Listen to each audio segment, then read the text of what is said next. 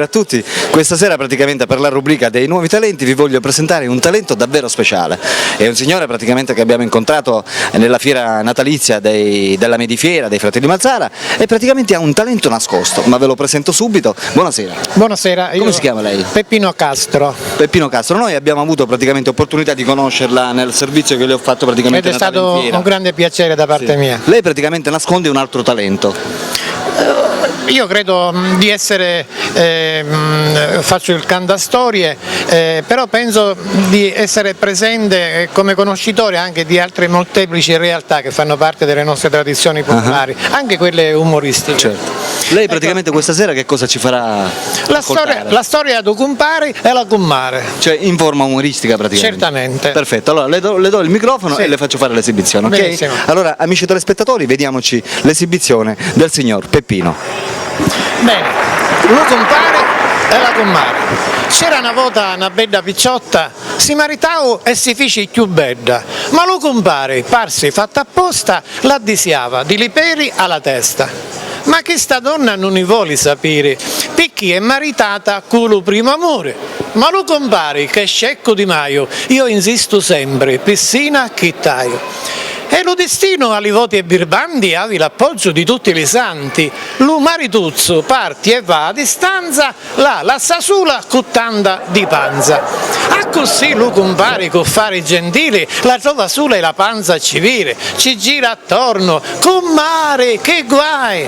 Non vi accorgete, con maruzza amata, che vostro marito fece un'anzalata? Guardatevi allo specchio, guardatevi bene, perché a vostro figlio non ci fece liberi. Chiangia con Mari e si mette a dire: ma mio marito come potete fare? Ci mise impegno e tanta attenzione, come si potti li peri scordare? Cara con Mari Vuccuzza di Meli, non disperate, che c'è vostro compare che sto favore vi lo fa volentieri e io a vostro figlio ci faccio li peri.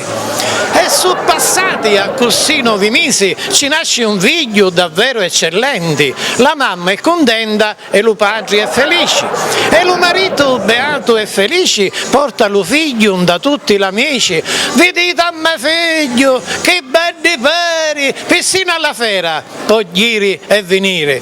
La moglie ci dice: non ti devi avvantare, perché a dire grazie al nostro compare, che a tempo giusto ci sappia attaccare proprio li peri che ti sta a scordare.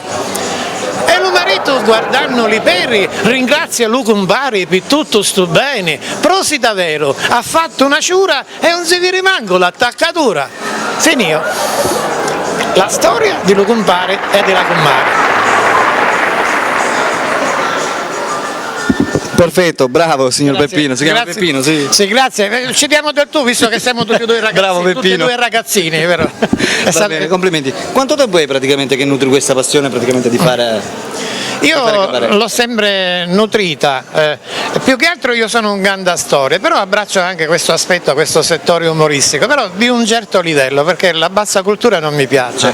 E credo comunque che questo tipo di proposizione possa presentarsi, per essere presentata alla gente, ai turisti, perché poi questo è il nostro ruolo importante. Logico. Far venire i turisti nella nostra Sicilia, attraverso anche le tradizioni popolari, perché poi questa è espressione cultura. C'è un detto che dice: ci sono voluti millenni per costruire il mito siciliano, dateci 15 giorni della vostra vita e vi daremo 3000 anni della nostra storia. Esatto. E questa è bellissimo detto. Sicilia.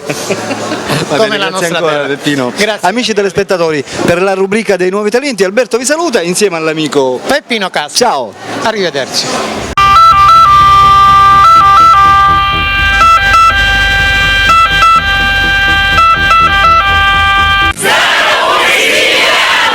Oh yeah.